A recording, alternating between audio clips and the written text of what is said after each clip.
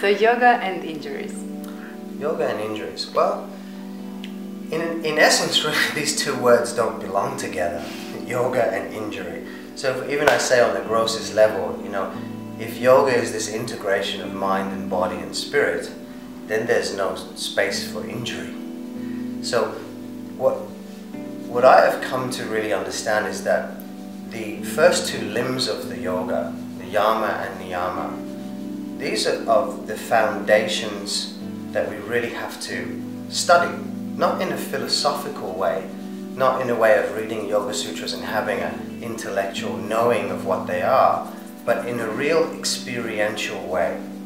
Now, whatever shows up for me outside of my practice is really a reflection of what's going on an inner level. So, if I take the first yama, ahimsa, ah means the absence of, himsa means violence or aggression. And the first place to practice ahimsa is with the self, the relationship to my body. And I can be very honest, in my early practice of Ashtanga, coming from a martial arts background, I practiced with a lot of violence. I would grab my toes and pull into postures, and really it was a case of demanding of my body to perform the perfect action that I was looking for, whether the body was ready to do that or not. And you know, through a very severe back injury that I've had, which has been ongoing recovery for the past 3 years, what I realized was this practice of ahimsa had to come into what I was doing on the mat. So I had to come to my practice and have a reverence and a respect for the gift of this body. And if I can bring that reverence not only to the body, but to the gift of the breath that feeds that body, then I could practice in a much more gentle way.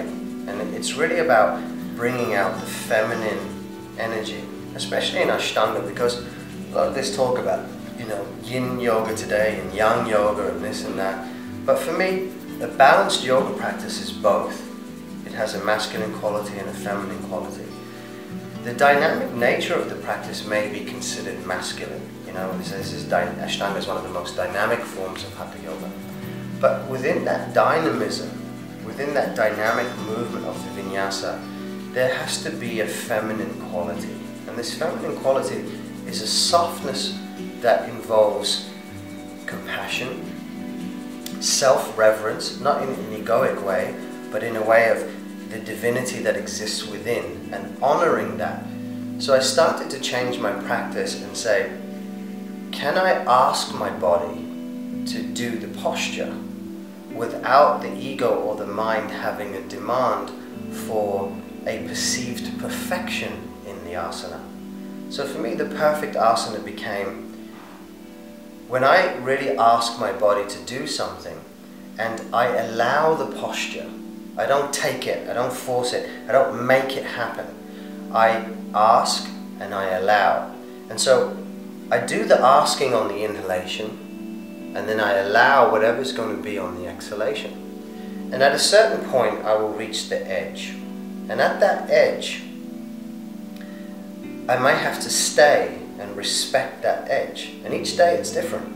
Depends on what I ate the day before, depends on what's going on in my emotional life, my psychological processes. But sometimes, as I honor that edge, into a subsequent exhale, there is a release or a letting go. And that's the allowing. And I go to that new edge and I begin the negotiation all over again. And then I continue to negotiate. Now my 5 breaths or my 8 breaths or my 3 minutes might be up. And then I accept that whatever that was is what it was. So in this way, I'm not creating injury, because I'm honoring the process of listening to the body and allowing the posture to take place or to not take place according to many factors. But unfortunately, the Western mind is very linear driven, goal orientated, and especially in the Ashtanga system, one of the traps is that because the sequences are laid out for us, there's a first series, a second series, a third series, the mind and the ego begin to attach to the practice and say, well, if I get further, I must be better. And I'm more advanced the more further I go.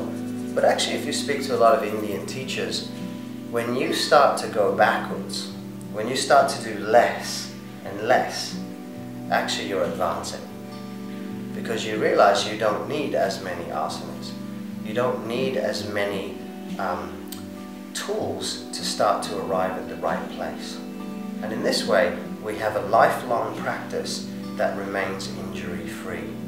But when the mind, the manas, and ahamkara, the ego, when they start to get involved in this form of spiritual materialism, in an attachment to getting somewhere, to achieving the next asana, the next series, whatever it might be, that's when the danger comes in, where the injuries can come. Now, teachers also have to be aware that not to injure students, because often a teacher will have an idea in their mind of what the perfect pose looks like, and they will try to put the student in that pose regardless of whether they're ready for it or not, and that will cause injury.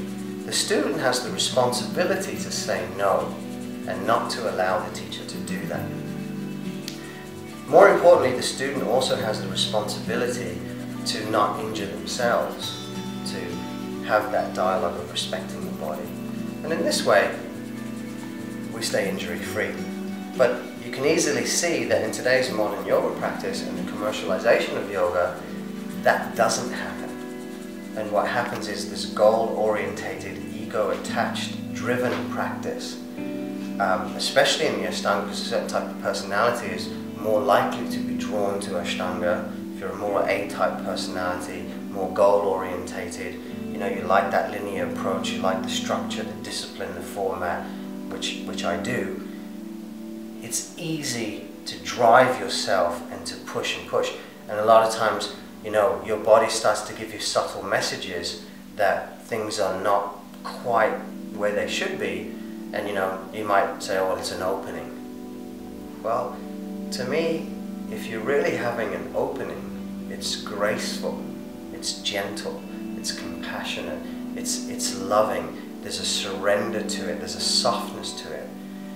There shouldn't be pain. Now, I might experience sensations arising in the transformation of the body, but those sensations are one thing, pain is another.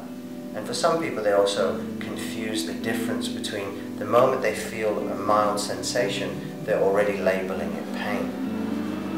And it's a fine line that we serve, because right on that edge that we're negotiating with the breath is the edge of the sensation of transformation and something happening. But if you push or force that edge just a little bit too far, you will step into the zone of pain.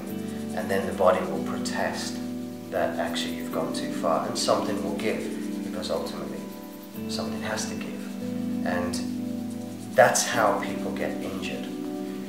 So if we can practice the right level of mindfulness, a respect for the body, a respect for the practice, a respect for the method, understanding the method correctly is very important, then being ready to be at a certain asana is also important. If we put all those elements together, then we have a lifelong practice that's injury-free, and it doesn't matter what style you practice. Yoga and injury should not go together, but they do because of inexperienced teachers, inexperienced practitioners, and just people doing too much too soon and missing the essence of